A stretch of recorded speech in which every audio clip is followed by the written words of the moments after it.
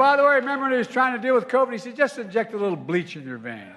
President Joe Biden is a sort of new and renewed Joe Biden since the State of the Union address, despite wrongly reading the word pause, which was an instruction to him, not part of the script, off of the teleprompter yesterday. Joe Biden overall gave a very good speech yesterday in accepting the endorsement of the NABTU union, trade union. And I have to tell you, I like this sort of new Biden. I started getting hints of this when I met with the Vice President Kamala Harris in D.C. on the day of the State of the Union. We saw this kind of renewed energy in the State of the Union from Joe Biden, and we're continuing to see a more aggressive Biden. I like it. The question is, will it work? What will it do with his poll numbers?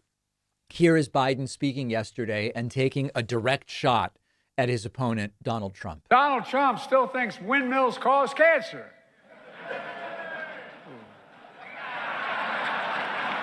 That's what he said. By the way, remember when he was trying to deal with COVID, he said, just inject a little bleach in your veins. He missed it, all went to his hair.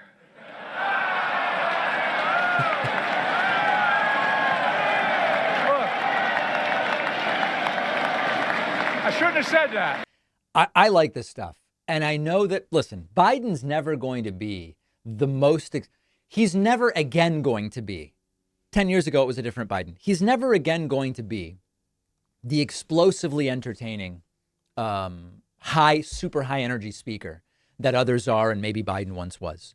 But I like this better than the super low energy Joe Biden. Biden addressing Trump wanting to give the very wealthy tax cuts. He wants to give another massive tax cut for the wealthy. And he also says he wants to cut your Medicare and Social Security, and you're going to let him that happen? Now, to be super clear, Trump said that those entitlements must be on the table. He didn't, to my knowledge, say, I plan to cut them, but he certainly alluded to being open to it. By the way, these guys mean this stuff. They mean it. And the Republican caucus went ahead and said they want to do that too. Look, folks, I remember there used to be two parties, real parties, but this ain't your father's Republican Party. This is a different breed of cat. Look, I got a better idea. I'm going to protect Social Security, Medicare, by making the very wealthy begin to pay their fair share of Social Security. So we know Biden's general perspective on taxation, and he's certainly espousing it there. Also, I mean, this is accepting at the end of the day a union endorsement. Here is Biden talking about his pro-union credentials. I've walked proudly in union picket lines, while at the same time Trump bashed unions from non-union shops. Are you surprised? Look, I want to sign the PRO Act into law.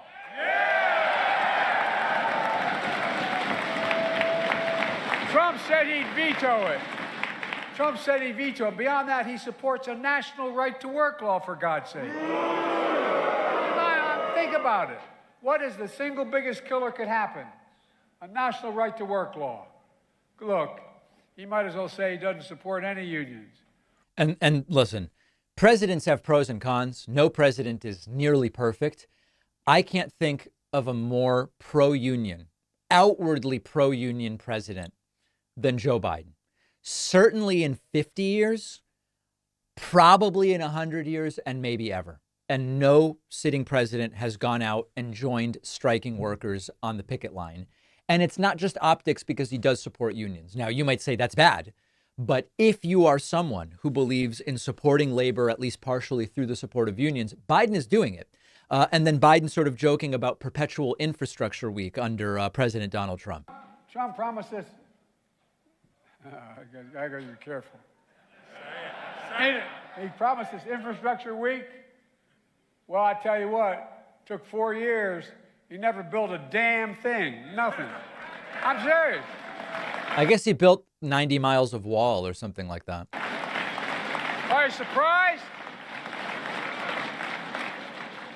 I'm making sure the projects like project labor agreements so highly skilled workers have a voice on the job. But even before Trump was president, Trump preferred non-union workers in his real estate projects. And I don't get into the stories, but anyway. Even at that, he didn't keep his word. He just asked contractors, vendors, and small businesses. And if you read the press, if any of it's true, he never paid them, a whole hell of a lot of them. The guy has never worked a day in a working man's boots. So I'll be honest, I like this. This is what we were starting to get an inkling of around the time of the State of the Union. I see no reason to pull back from these more direct attacks on failed former President Donald Trump. I see no reason to do anything different. Of course, there are people clutching their pearls and crying crocodile tears after this, saying, oh, this is just, it's so insulting, and the tone. And give me a break, guys. Give me an absolute break. It's mostly from the right, but some on the left. I think this is the right approach for 2024. You run each campaign the way that particular campaign needs to be run. And this is having a real impact on polling. And that's what I want to talk about next. Even Fox News is admitting the polling is not looking great for Donald Trump. It is time to start thinking like voters and to make sure that kids understand the importance of voting, how it works, registering, ballot initiatives, because so many kids just have no idea. That's why I wrote the new children's book, Think Like a Voter. I can think of no better time and no more important group of folks to try to reach. The book is now available at davidpakman.com/book, where, by the way, you can get the first 2 books in the series as well. Think Like a Detective and Think Like a Scientist. Really important stuff. Donate them to local libraries, classrooms. Read them with the kids. davidpakman.com/book.